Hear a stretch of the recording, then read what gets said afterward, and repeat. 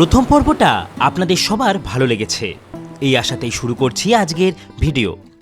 Coromandel express ধরেই আমার প্রথম দিন পৌঁছে গেছিলাম সুন্দর শহর ভাইজ্যাকে।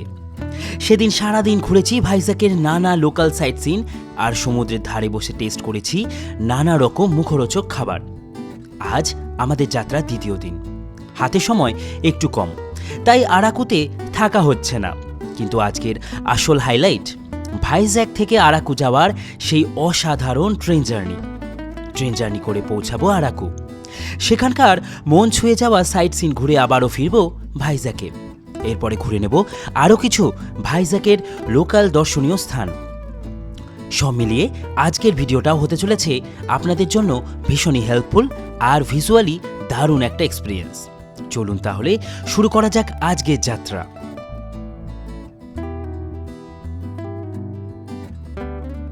গুড মর্নিং সবাইকে। আজকে হচ্ছে 12ই নভেম্বর আর এখন আমি আছি ভাইজ্যাকের হোটেল রাজধানী। আর এখন আমি বেরিয়ে যাচ্ছি, বাজে 5:30। বাইরে থেকে একটা অটো নেব, অটো করে সোজা চলে যাব বিশাখাপত্তনম। আমার 6:40 নাগাদ একটা ট্রেন আছে, যে ট্রেনে করে আজকে আমি আরাকু ভ্যালির উদ্দেশ্যে যাত্রা করব। চলো সম্পূর্ণ ডিটেলসে আমি ওখানে গিয়ে বলবো। আপাতত এখান থেকে বেরোই। সবাইকে গুড মর্নিং। হোটেল রাজধানীর বাইরে থেকে একটা অটো নিয়ে সকাল সকাল বেরিয়ে পড়লাম আমরা স্টেশনের উদ্দেশ্যে। ভাইজ্যাক স্টেশন মানে বিশাখাপত্তনম। আমাদের পার হেড 20 টাকা করে নিল স্টেশন পৌঁছাতে। Visakhapatnam Kirandul passenger platform number 6 पर खड़ी है। Train number 5850 Visakhapatnam Kirandul passenger is on platform number 6।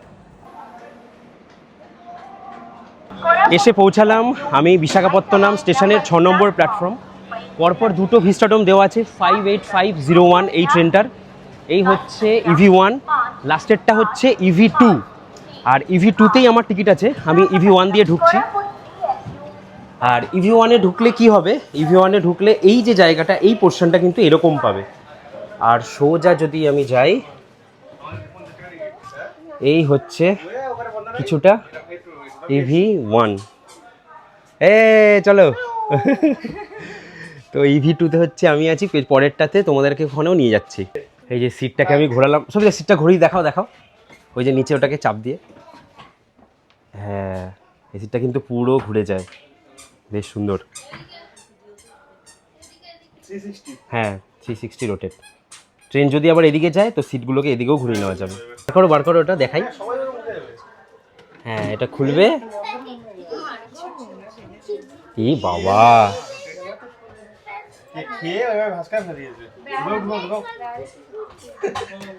ই রাম, সত্যি এগুলো তো পরিষ্কারও করেনি লোকজন। আর আমার হচ্ছে EV2, তোমাদেরকে একবার দেখাই। তোমরা যারা ট্রেন বুক করবে টিকিট, তখন কোচ প্রেফারেন্সে EV2 দিলে কিন্তু এই কোচটা তোমরা পাবে।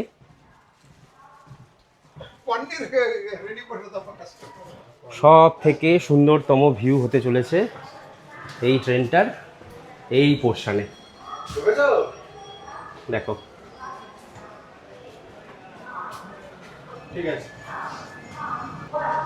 এই হচ্ছে কিন্তু EV2 কোচ। যারা যারা ট্রেনের টিকিটটা বুক করবে, যখন বুক করবে কোচের ওখানে EV2 অপশান দেবে, তাহলে কিন্তু এই কোচটা পড়বে। EV1 দিলে কিন্তু এর পরেরটা পড়বে, তখন কিন্তু এই বিউটিটা মিস করবে। তখন এই কোচে চলে আসতে পারবে, চলে এসে এনজয় করতে পারবে ভিউ। তবে আমি এই কোচটাই প্রেফার করে নিয়েছিলাম টিকিট কাটার সময়। এই হচ্ছে এই ট্রেনের ওয়ান অ্যান্ড অনলি একটাই স্লিপার কোচ, সেটা হচ্ছে S1।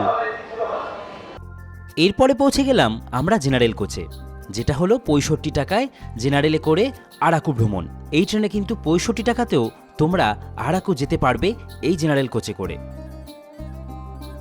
চলো তাহলে EV2 মাথায় রাখতে হবে কিন্তু সব সময়। কোচ যখন তোমরা টিকিট কাটবে, কোচ সিলেকশন EV2 দিলেই কিন্তু ভিস্টাডোমের এই পার্টটা পাবে, তাহলেই কিন্তু পেছনের এই ভিউটাতে খুব তাড়াতাড়ি আসতে পারবে। চলো এবার ভেতরে উঠি।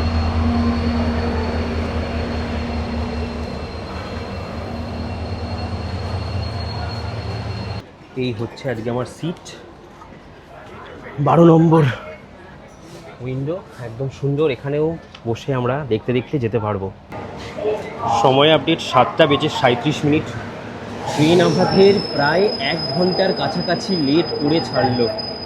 এখন নতুন ইউটিউবে অনেক রুলস অ্যান্ড রেগুলেশন এসছে, তাই জন্য তোমাদেরকে বেশি ঝুঁকে কিন্তু ভিডিও দেখাতে পারবো না। আমার মুখের সাথে অন্তত বাইরে এই ঝুঁকাঝুঁকির ভিডিও একদম দেখানো যাবে না, আর আমিও ঝুঁকবো না, একদম এগুলো করা উচিত নয়। আমার ট্রেন এবার ছাড়লো বিশাখাপত্তনম স্টেশন থেকে।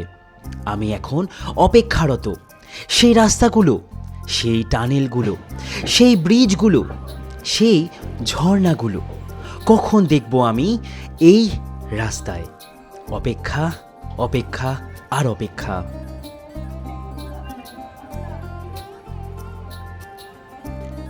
ভিস্টাডোম কোচের একটা সুবিধা হলো আমরা ঠিক যে জায়গাটায় বসি মাথার উপরে ব্যাগ রাখার বা পায়ের কাছের ব্যাগ রাখার কোনো জায়গা নেই, তাই জন্য জায়গাটা অনেকটা স্পেশিয়ার, আর জিনিসপত্রগুলো রাখার একটা অন্য জায়গা আছে।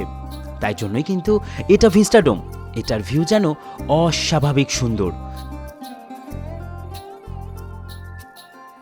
কিছুটা রাস্তা পার হতেই শুরু হয়ে গেল দূরে পাহাড়ের দৃশ্য। এই যেন মন মুগ্ধ করা প্রকৃতি অনুভব করছি আমি ট্রেনে বসে। কখনো মাথার ওপরেও দেখতে পাচ্ছি, অথবা কখনো বাঁকে বাঁকে দেখতে পাচ্ছি, কারণ পুরো ট্রেনটাই তো কাঁচ দিয়ে মোড়া।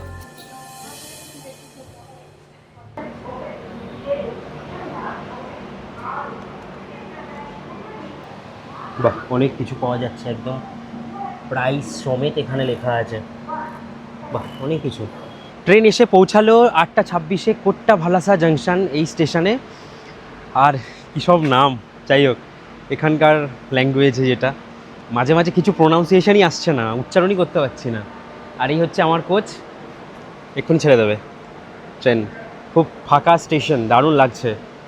হ্যাঁ, ফ্ল্যাগ দেখিয়ে দিয়েছে, চলো এবার উঠে পড়ি। আমাদের ট্রেনে যে গার্ড আছে ওনাকে জিজ্ঞেস করাতে বললেন যে বোড্ডাভাড়া যে স্টেশন আসবে তার আগে থেকেই নাকি আমরা টানেল আর পাহাড়ের যে সৌন্দর্য সেইগুলো দেখতে পারবো। তাই জন্য আমি এসে বসে আছি আমার এই সিটে আপাতত। আর এই যে সিটগুলো দেখছো প্রত্যেকটা সিটই কিন্তু এরকমভাবে ঘোরানো যায়, অনেকে ঘুরিয়েও নিয়েছে। আমি যেহেতু মাঝে মাঝে একটু পেছন দিকে যাচ্ছি, দরজার গোড়ায় যাচ্ছি, তাই এইভাবে বসে আছি।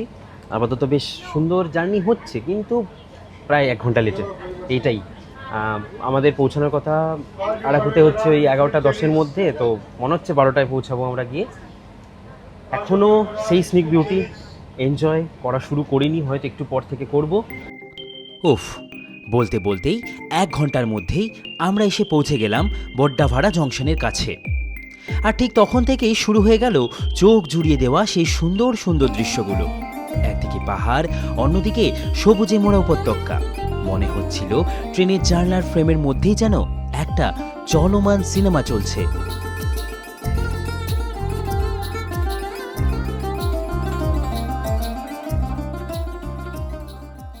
আমাদের এই জার্নির প্রায় 52 কিলোমিটার আমরা চলে এসেছি। আর এরপরে যে বোড্ডাভাড়া স্টেশন ঢুকবে সেইখান থেকেই নাকি এই স্নিক বিউটি মেনলি স্টার্ট হবে, সেরকমই বললেন আমাদের যে ট্রেনের গার্ড আছেন উনি।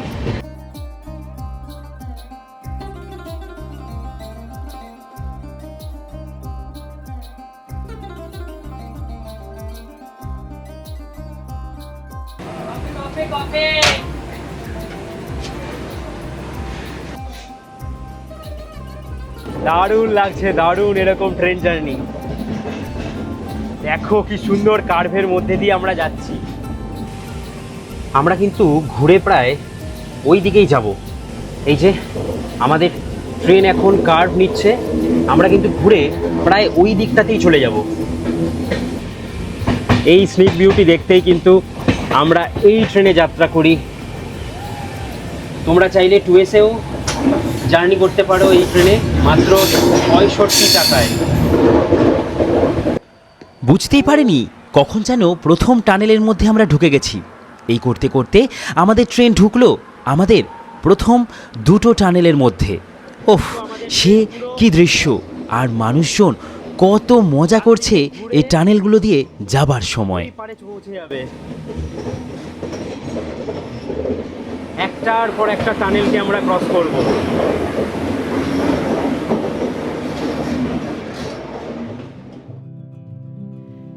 টানেলগুলোর বৈশিষ্ট্য আশা করি তোমরা বুঝতে পারছো।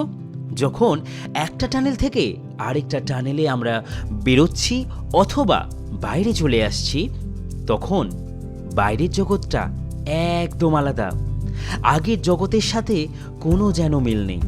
তবে এরকম করে আমাদের অনেক টানেল ক্রস করে পৌঁছাতে হবে।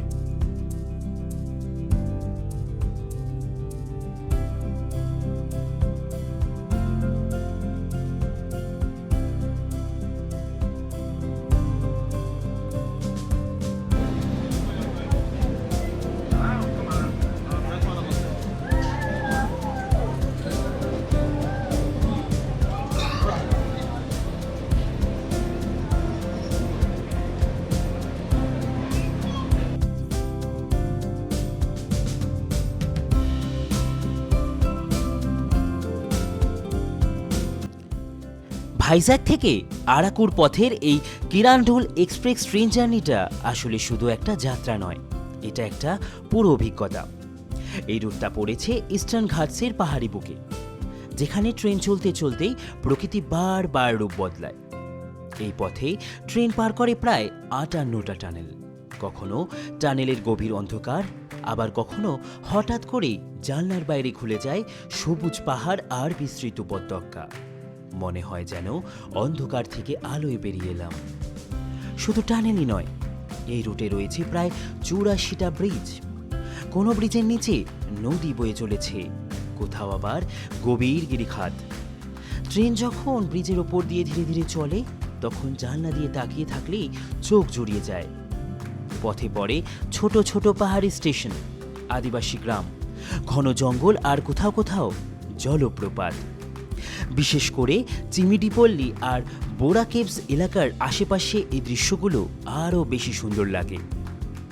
এই ট্রেন লাইন দিয়েই নিচে রয়েছে বিখ্যাত বোরা কেভস, আর তার ওপর দিয়ে ট্রেন যখন এগিয়ে যায় তখন বুঝতেই পারা যায় এই যাত্রাটা শুধু পাহাড় দেখার নয়, ইতিহাস আর প্রকৃতির ভেতর দিয়ে এগিয়ে চলার একটা গল্প। সব মিলিয়ে কিরান্ডুল এক্সপ্রেসে করে আরাকু যাওয়া মানে একটা চলমান সিনেমা, যেখানে জানলার ফ্রেমটাই স্ক্রিন আর প্রকৃতি আসল নায়ক।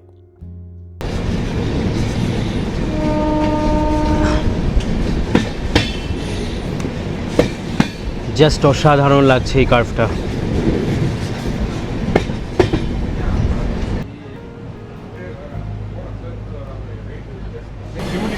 চিমড়িপল্লী স্টেশন, দেখো কি সুন্দর স্টেশনটা। একটাই মাত্র বিল্ডিং, দারুণ লাগছে পাহাড়ের কোলে থাকা এই স্টেশনটা, দারুণ। এরপর চিমডিপল্লী স্টেশন ছাড়ার পরে একই দৃশ্য দেখছি আমি, আমার গা শিউরে উঠছে। একদিকে খাদ আর আমাদের ট্রেন আবারও ঢুকে গেল আরও একটা টানেলের মধ্যে। এবার বলো কেমন লাগছে এই দৃশ্যটা?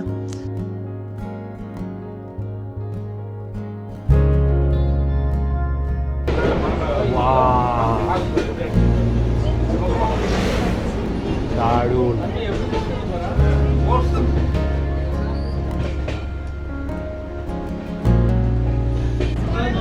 এই যে বোরা কেভস যাওয়ার রাস্তা, দেখো সবাই এখানে আসে, আমরাও আসবো। এই হচ্ছে বোরা কেভস। এই যেটা হচ্ছে ঢোকার গেট, আর এটা হচ্ছে পার্কিং এরিয়া।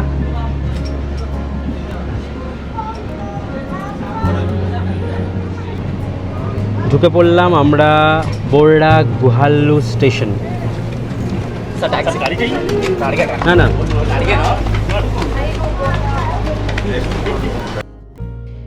এই বোরা কেভস জানো অনেক জনপ্রিয় এই জায়গার। অনেককেই দেখলাম এই ট্রেন থেকে নেমে গেলেন আর এখান থেকেই এই বোরা কেভস ঘুরে দেখবেন।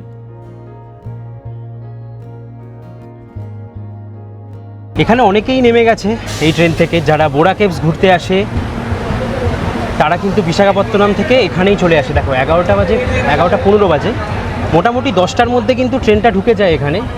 আজকে একটু লেট করে ফেলেছে, একটু না অনেকটাই, 10টাও নয়, আমি দেখলাম 9টা কততে ঢোকার কথা, কি আর করা যাবে। এরপর আর কি, এরপর আমাদের আর দুটো স্টেশন, নাক্কা ভালাসা আর শিমিলিগুড়া। যাই হোক, প্রোনাউন্সিয়েশন অনেক কঠিন। তারপরে গিয়ে পৌঁছাবো আমরা আরাকু স্টেশন।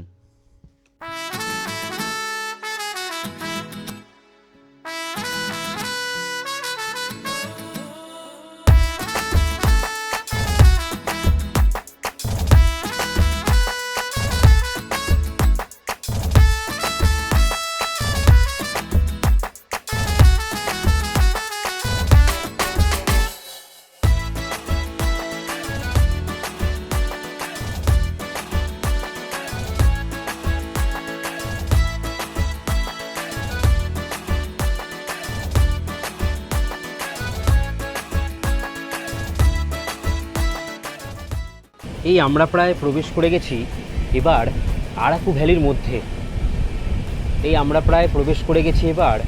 আরাকু ভ্যালির মধ্যে দেখো পেছনের কি দৃশ্য লাগছে।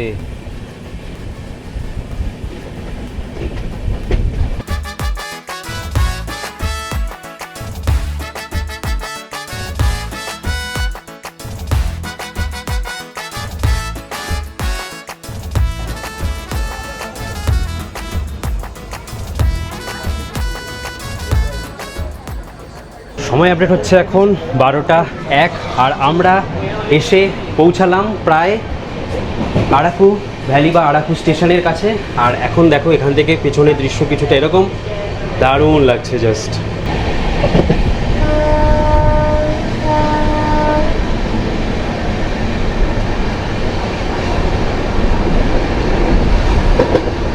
কি লাগছে দেখো।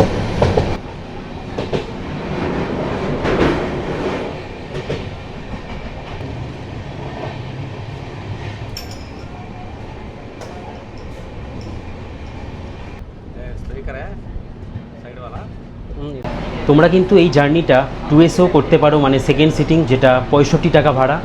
স্লিপারে করলে দেখলাম 115 টাকা করে নেবে। থার্ড ইকোনমিও আছে দেখলাম, 505 টাকায় তোমরা থার্ড ইকোনমিতে জার্নি করতে পারবে। আর আমি এইটাই যে এসছি, তোমরা যদি এইটাতে টিকিট কাটো, যেটা হচ্ছে ভিস্টাডোমে করলে কিন্তু সেক্ষেত্রে তোমাদের 770 টাকা মতন নেবে। আর ফাইনালি আমরা এসে পৌঁছে গেলাম, এই হচ্ছে আরাকু স্টেশনে। আমাদের ট্রেন নামিয়ে দিয়ে চলে গেল।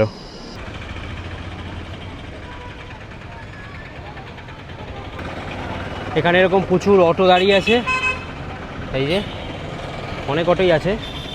এখান থেকে অটো করেও সাইট সিনে বেরিয়ে যাওয়া যাবে। इधर साइट सीन घुमाते हो? हाँ, ऑटो करके? ऑटो। वो जो सब जगह पे होता है, बोरा केव सब जाता है? हाँ, कितना क्या लगता है? एक डे एक दिन में क्या क्या घूम सकते हैं? एक डे तो मेन पॉइंट है काफी plan, Golconda view point, Anandgarh waterfall, Borra के छोड़ दें। अच्छा अच्छा, कितना लगता है? 1800 1800। अच्छा, पूरा सारा दिन, पूरा दिन भर? हाँ। अच्छा। তোমরা চাইলে এখানে এই অটো করেও সাইট সিনগুলো ঘুরতে পারো। যারা আরাকুতে স্টে করবে তাদেরকেই বলবো অটো করে ঘোরো। আর না হলে তোমরা যদি ভাইজ্যাক যেতে চাও সেক্ষেত্রে বলবো তোমরা 4 চাকায় একটা ভাড়া করে নিতে পারো। 3.5 থেকে 4,000 টাকা পার ডে খরচ নেবে। প্রথমেই আমরা গিয়ে পৌঁছালাম আরাকু ভ্যালির এই বোটানিক্যাল গার্ডেনে। এই গার্ডেনে ঢোকার পরে এটাই মনে হলো সত্যি আজও দেখতে পাওয়া যায় কত প্রজাতির কত রকমের গাছ, কত সুন্দরভাবে সাজানো এই বোটানিক্যাল গার্ডেনকে। 6টা থেকে 12টা, 3টে থেকে 8টা।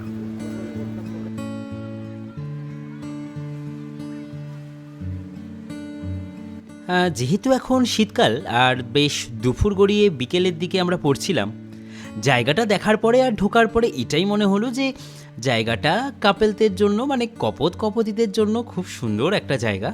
সেখানে এখানকার লোকাল মানুষজনই আসেন বেশিরভাগ এই ভিড় জমাতে বিকেলবেলাটায়।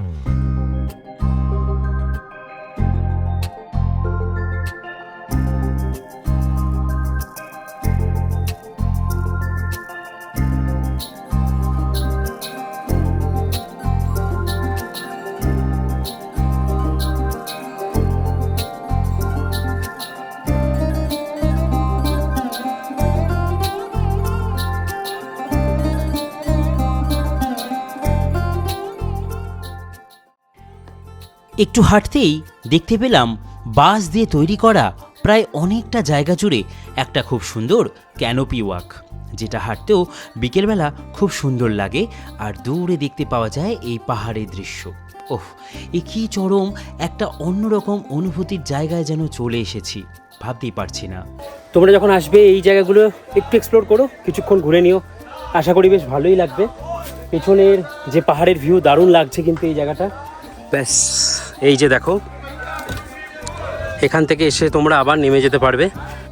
বেশ কিছুক্ষণ সময় কাটিয়ে আমরা বেরিয়ে পড়লাম আবারও এখান থেকে।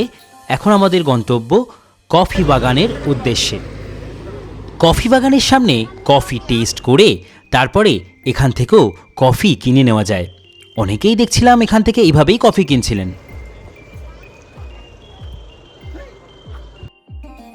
উড়িষ্যা বলো অথবা অন্ধ্রপ্রদেশ, এখানের এই বর্ডার লাইনগুলোতে তোমরা আসলে এই কফি গাছ অনেক জায়গাতেই দেখতে পাবে। আমি লাস্ট দারিংবাড়িতে দেখেছিলাম। মানে পাহাড়ে গেলে আমরা দেখতে পাই চা বাগান, আর এখানের পাহাড়ে কফি বাগান। এটাও কিন্তু একটা অন্যরকম অনুভূতি।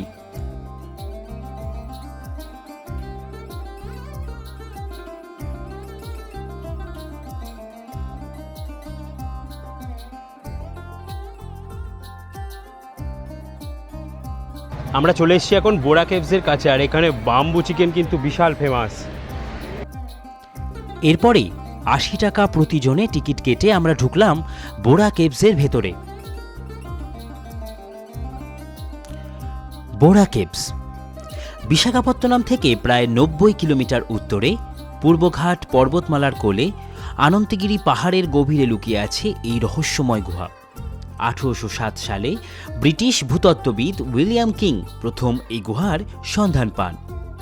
বিজ্ঞানীদের মতে বোয়া গুহার প্রায় বয়স ১৫ কোটি বছর। ভাবুন একবার, কত যুগ পেরিয়ে আজও দাঁড়িয়ে আছে প্রকৃতির এই শিল্পকর্ম। দীর্ঘ লক্ষ লক্ষ বছর ধরে চুনা পাথরের সঙ্গে জলের হিউমিক অ্যাসিডের বিক্রিয়ায় ধীরে ধীরে তৈরি হয়েছে এই বিশাল গুহার ভেতরের শিলাগুলো যেন প্রকৃতির কল্পনার রূপ। কোথাও শিব পার্বতীর অবয়ব, কোথাও মা ও শিশুর ছায়া, আবার কোথাও মানুষের মস্তিষ্কের মতন গঠন। সব মিলিয়ে মনে হয় যেন পাথরের ভেতর লুকিয়ে আছে গল্প। এই গুহার আশপাশ দিয়ে বয়ে চলেছে গোস্তানি নদী। চারিদিকে সবুজ পাহাড়, ঘন অরণ্য আর শান্ত প্রকৃতির আবহ। এই অঞ্চলে বসবাস করেন বিভিন্ন আদিবাসী সম্প্রদায়। জাতাপু, পোরজা, কন্ডদোরা, নুকাদোরা ও ভাল্মীকি, যাদের জীবন ও সংস্কৃতির সঙ্গে প্রকৃতি ওতপ্রোতভাবে জড়িয়ে। বোরাগুহা গভীরে রয়েছে এক প্রাকৃতিক শিবলিঙ্গ, যার শিবরাত্রির সময় হাজার হাজার ভক্ত এখানে এসে পুজো দেন, যেখানে প্রকৃতি আর বিশ্বাস এক হয়ে যায়। প্রত্নতাত্ত্বিক গবেষণায় এখানে পাওয়া গেছে ৩০ থেকে ৫০ হাজার বছরের পুরনো পাথরের অস্ত্র, যা প্রমাণ করে এই গুহা শুধু প্রাকৃতিক নয়, মানব সভ্যতার ইতিহাসেরও এক নীরব সাক্ষী। এই যে এখানে দেখো লেখা আছে যে এর ওপর দিয়েই কিন্তু যাচ্ছে ইন্ডিয়ান রেলওয়েজের ট্র্যাক। পুরো এই জন্য এইটা করা আছে, পয়েন্ট করা আছে, ঠিক এর ওপর দিয়ে লাইনটা আছে। অসাধারণ সুন্দর জায়গা। এই আরাকু ভ্যালির মধ্যে এসে এই বোরা কেভসে এত সুন্দর একটা জায়গা আছে, এটা না আসলে সত্যি অবিশ্বাস্য। কত বছর পুরনো, কত হাজার বছর আগেকার এই জায়গা। বেশ ভালোই ঘুরলাম, খুব সুন্দর একটা জায়গা। এবার চলো এখান থেকে বেরিয়ে যাই। সারাক্ষণ চারিদিক দিয়ে টিপটিপ করে জল পড়ছে, ঠিক যেমন মেঘালয়ে এরকম কেভস আছে সেরকমই অনেকটা।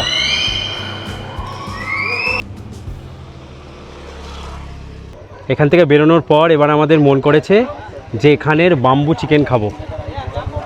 সবার মুখে শুনেছি যে বাম্বু চিকেন, বাম্বু বিরিয়ানি নাকি এখানে জনপ্রিয়। এই দেখো, ये क्या बिरयानी है या कौन सा है, चिकन कौन सा है? ये वाला चिकन है, बड़ा वाला सब बिरयानी। ये सब बिरयानी है। এইগুলো বিরিয়ানি আর এগুলো হচ্ছে চিকেন। তো এইগুলো এখন আমরা একটাই নিচ্ছি, যদি তিনজনের হয়ে যায় তো ভালো। টেস্ট করে তারপরে বেরোবো।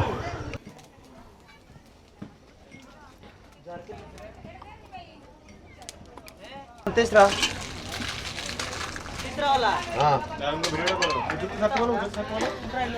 একটু ऊपर करके ऊपर से छोड़िए थोड़ा ऊपर से এই হচ্ছে বাম্বু চিকেন বিরিয়ানি।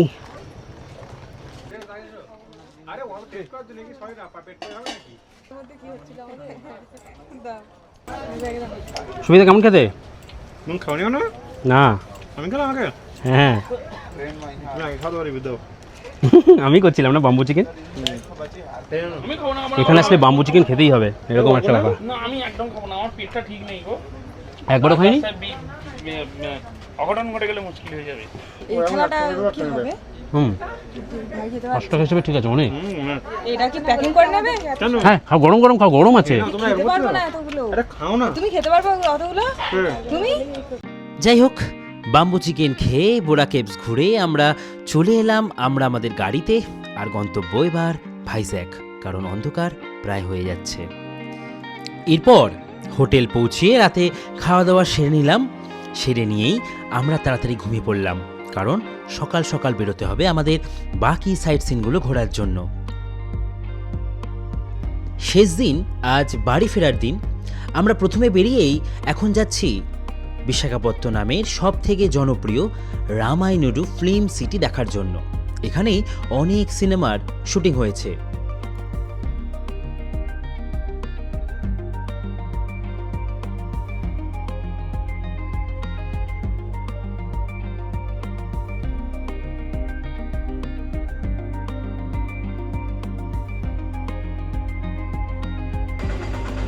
এখান থেকে এখন আমাদের টিকিট কালেক্ট করতে হবে। এখান থেকে টিকিট কাটলাম আমাদের 4 জনের 240 টাকা, 60 টাকা করে টিকিট। আজকে একটা অটো করে ঘুরছি, আর অটো করে এই পাহাড়ে চড়তে বেশ খানিকটা সময় লাগে। বেশ কষ্টকর জার্নি মনে হচ্ছিল।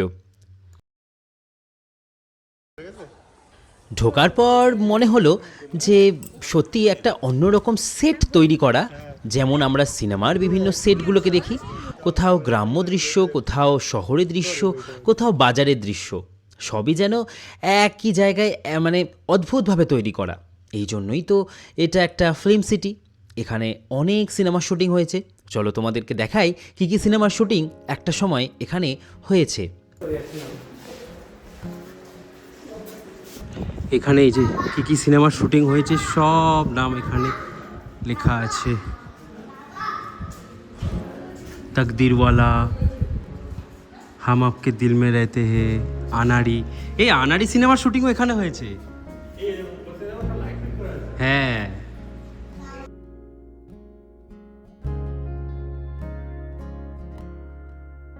এখন আমরা এই যে রামায়ণুডু স্টুডিওতে এসছি। এখানে এই যে প্রত্যেকটা বিল্ডিং, এগুলো কিন্তু সবকটা এই শুটিংয়ের কাজে ইউজ হয়। প্রত্যেকটা এটা একটা সেক্টর হিসাবে ইউজ হয়, যে এখানে এই সেক্টরে মানুষজন পুরো আলাদা একটা পাড়া। তো এরকমভাবেই কিন্তু এই জায়গাগুলোকে বানানো হয়েছে। প্রত্যেকটা আলাদা রুমও আছে, খুব সুন্দর লাগবে কিন্তু দেখতে। অনেকটা বড় জায়গা নিয়ে তৈরি এই জায়গাটা। এই জায়গাটায় আসার পরে বুঝতে পারলাম যে এই জায়গাটা হয়তো এই রাজাদের বা কোনো একটা ভালো পরিবেশকে দেখানোর জন্য এই জায়গাটা হয়তো ব্যবহার করা হয়। দেখো এই জায়গাটা ঠিক এরকম, যখন সিনেমা শ্যুট হয় তখন হয়তো এগুলো পরিষ্কার করে দেওয়া হয়। সমুদ্রের ধারে এরকম একটা পাহাড়ের গায়ে এরকম একটা স্টুডিও দেখে সত্যি অনেক খুশি হলাম যে আমাদের এই ভারতবর্ষে ঘুরতে পারলে কত কিছু দেখার আছে। বেশ কিছুটা সময় কাটিয়ে আমাদের গন্তব্য হবে এবার ঋষিকোন্ডা বিচ, যেটা এই ভাইজ্যাকের সব থেকে সুন্দরতম বিচ বলা আমরা হয়। এসে পৌঁছালাম এখন এই ঋষিকোন্ডা বিচে।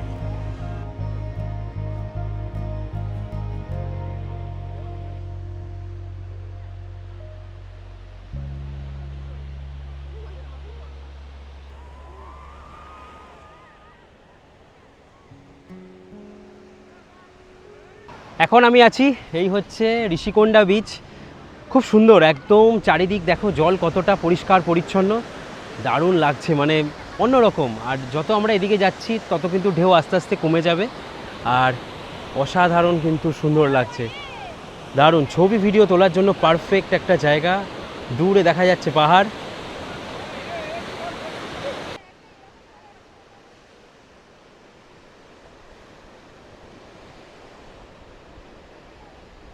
অসাধারণ কিন্তু সুন্দর লাগছে, মানে এই যে পাহাড়ের সাথে সমুদ্রের কম্বিনেশান, এই কারণে কিন্তু সবাই আসে এখানে।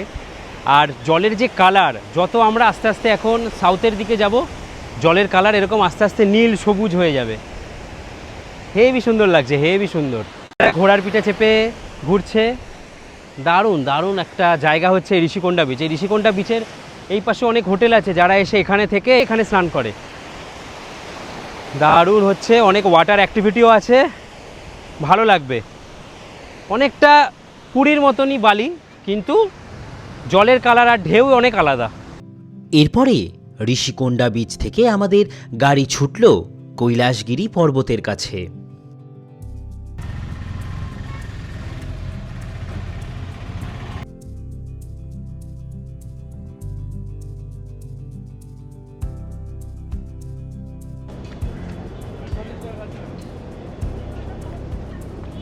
এসে পৌঁছালাম, আমরা এখন যাব হচ্ছে কৈলাসগিরি পর্বত যাব। আর এই হচ্ছে আমরা এখন রোপওয়ে টিকিট কাটলাম। কৈলাসগিরির এই রোপওয়ে সকাল 11টায় ওপেন হয় ও দুপুর 1টা থেকে 2টো পর্যন্ত 1 ঘন্টার ব্রেক থাকে ও সন্ধ্যে 7টায় আবারও বন্ধ হয়ে যায়।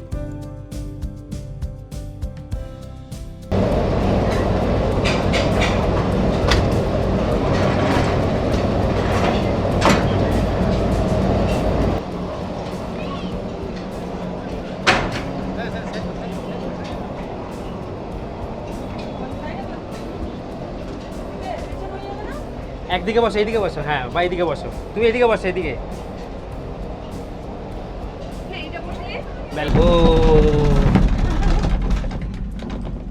খট খট খট খট আওয়াজ করছে। পিছন দিকটা দেখো, পিছন দিকটা, ওয়াও কি লাগছে। একবার বাইরের ভিউটা অসাধারণ লাগছে কিন্তু এই রোপওয়ে থেকে। এই যে আমরা এখন এইখান থেকে উপরে উঠছি, ব্যাকে দেখো দারুণ ভিউ লাগছে। আপ কাহা সে? আপনি কি বাঙালি? কলকাতা থেকে। ও কলকাতা থেকে। এই যে রাস্তা, এটা দিয়ে মনে হয় যেতে হয় না? আমি ওপরে ছিলাম, ওপর থেকে নিচে নেমেছি, ব্যাক করছি। ও, উপর থেকেও টিকিট কাটা যায় না ডাইরেক্ট? হ্যাঁ, আপ অ্যান্ড ডাউন দুদিকেই একই ব্যাপার। ও, এই যে এটা হচ্ছে রাস্তা, এখান থেকেও যাওয়া যায়। কেউ চাইলে গাড়ি করেও ঘুরতে পারে, কেউ চাইলে রোপওয়ে করেও এই ওপরে অথবা ওপর থেকে নিচে আসতে পারে। বেশ সুন্দর লাগলো এই রোপওয়েটা। যারা রোপওয়ে একটা সুন্দর অভিজ্ঞতা নিতে চাও, পাহাড় সমুদ্রকে সব কিছুকে একসাথে দেখতে চাও, তাদের জন্য এই রোপওয়েটা আমি রিকমেন্ডেশন রইল।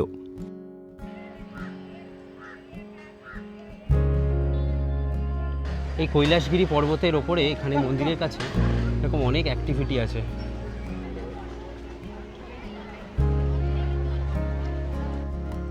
এসে পৌঁছালাম কৈলাসগিরির সেই জনপ্রিয় শিব পার্বতীর মূর্তির কাছে। ওহ, কি অসাধারণ এই দৃশ্য, দারুণ, জাস্ট দারুণ।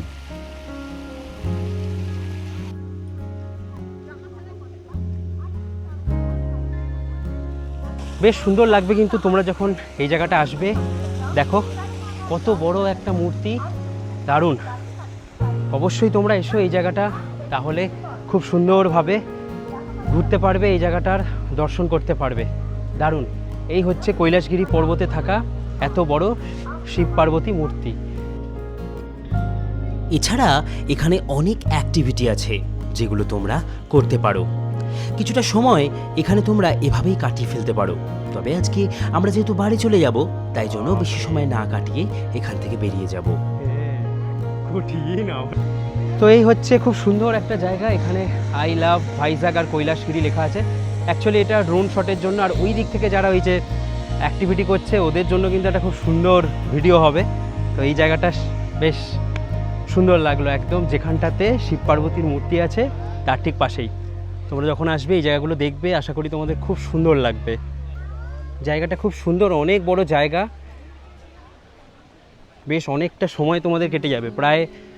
প্রায় বলা যেতে পারে 1.5-2 ঘন্টা তোমরা এখানেই সময় কাটাতে পারবে এই কৈলাসগিরি পর্বতে। অসাধারণ সুন্দর ঘুরলাম এখানে।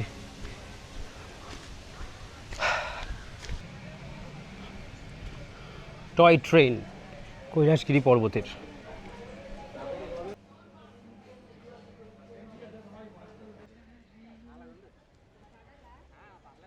এখন বাজে হচ্ছে দুপুর 1:08 আর রোপওয়ে বন্ধ হয়ে যায় 1টার সময়। আমরা পুরো 1টা বাজতে 2-এ গেলাম, 12:58 তখন বললো আমাদের যেতে দেবে না। তাই জন্য এখান থেকে শেয়ার গাড়ি পাওয়া যায় 30 টাকা করে। এই শেয়ার গাড়ি করে আমরা একদম নিচে চলে যাব, যেখান থেকে এটার শেয়ারিং পাওয়া যায় সেখানে আমরা যাব। আপাতত এখান থেকে বেরিয়ে যাচ্ছি।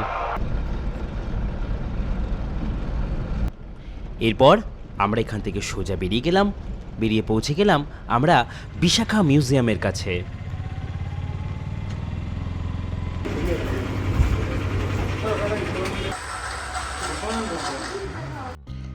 পুরনো আর নতুন সব মিলিয়েই যেন মেরিন লাইফের অনেক কিছু দেখার একটা আদর্শ জায়গা হচ্ছে এই মিউজিয়াম। মাত্র 10 টাকায় কিছুক্ষণ সময় এখানেও স্পেন্ড করতে পারো।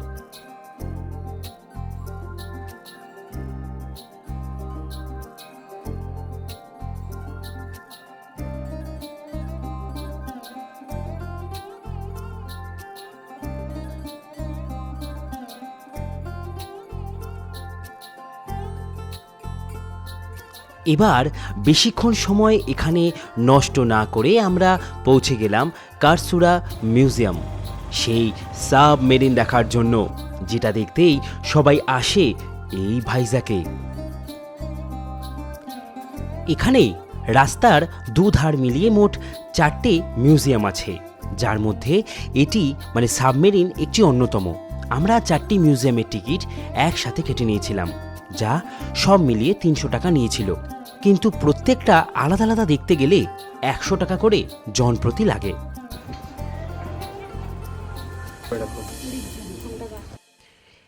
সাবমেরিন মানে আমি ভাবতাম ভেতরে হয়তো মানুষ থাকার জায়গা আছে ঠিকই, কিন্তু পুরোটাই হচ্ছে যুদ্ধের জন্যই তৈরি। কিন্তু এই যে ভেতরে পুরো একটা হোটেলের মতন করা, মানে চারিদিকে তার, আর সেই তারের মাঝখানে তাদের শুয়ে থাকার জায়গা, তাদের কাজ করার জায়গা, তাদের রান্নাঘর। সত্যি কথা বলতে আমার মাথা মুন্ডুতে কিছুই ঢুকলো না ভেতরে কোনটা কী কাজে ব্যবহৃত হয়। এটুকুই বুঝলাম তখনকার টেকনোলজি কোথায় ছিল। মানে 1971 সালে সেই বাংলাদেশকে বাঁচাতে যে এরকম একটা সাবমেরিনকে ব্যবহার করা হয়েছিল, এটাই জাস্ট ভাবতে অবাক লাগে যে জলপথেও আমরা কতটা পারদর্শী, আমরা কতটা এগিয়ে। এইটার ভেতর দিয়ে আমরা এলাম, এই সাবমেরিনের ভেতর দিয়ে, যেটা জলে চলতো। অসাধারণ।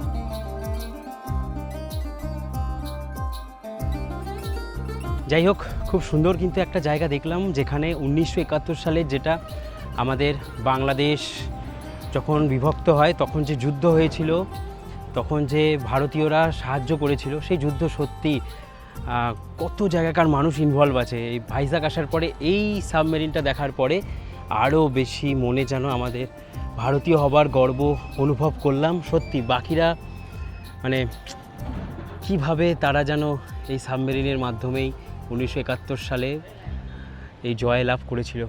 সিরিয়াসলি দারুণ।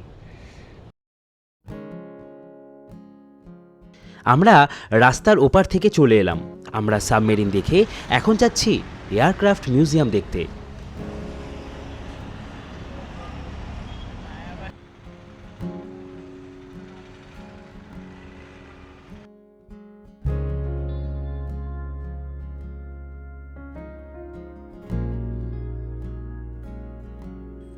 যখন এই এয়ারক্রাফট মিউজিয়ামে ঢুকলাম, তখন একটা গানই আমার মাথায় ঘুরছিল, হিন্দুস্তান হিন্দুস্তান মেরি মান মেরি জান।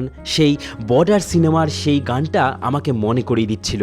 ঠিক সেই সমস্ত এয়ারক্রাফটগুলোই কিন্তু এখানে রাখা আছে। তারই একটা জলজ্যান্ত উদাহরণ হচ্ছে এই এয়ারক্রাফট। যারা প্রথমবার প্লেনে চড়ার একটা অভিজ্ঞতা নেয়, ঠিক তেমনই এখানে এই এয়ারক্রাফটে চড়ার সময়ও সেরকমই একটা অভিজ্ঞতা হচ্ছিল, কিন্তু এটা প্লেনে নয়, এটা এয়ারক্রাফটে।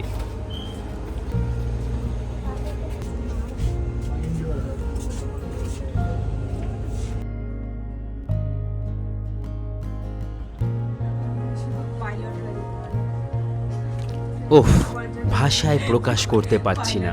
সত্যি কত কিছু হয়, কত কিছু দেখার আছে আর কত কিছু জানার আছে। আমাদের ভারতবর্ষ এমনি এমনি মহান নয়, ঠিক এই কারণেই। অসাধারণ কিন্তু দেখলাম এই এয়ারক্রাফট মিউজিয়াম, ভেতরটায় ঢুকেছিলাম, এটার ভেতরে দারুণ দারুণ।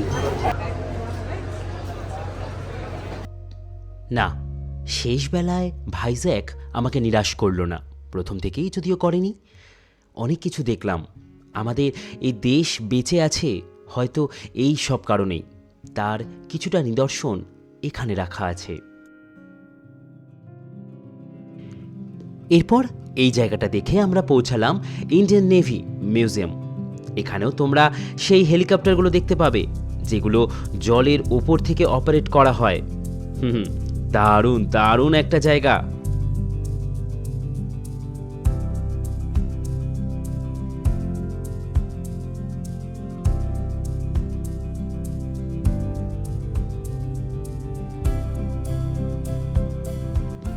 এরপর গেলাম সি হ্যারিয়ার।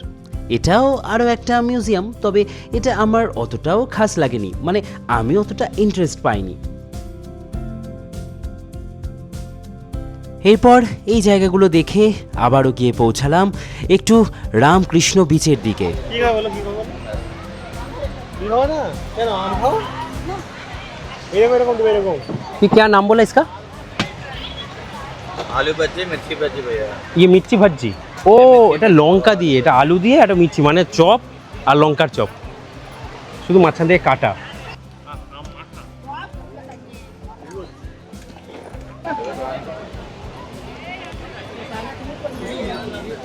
নাও নাও, এ নাও নাও, এ নাও, ভিতরে মুখের অবস্থা এ নাও, এ নাও, তুমি তো খাও। কেউ খাচ্ছে না বলছে। সৌভিকদা ট্রাই করছে, দেখি কি কি আম এটা,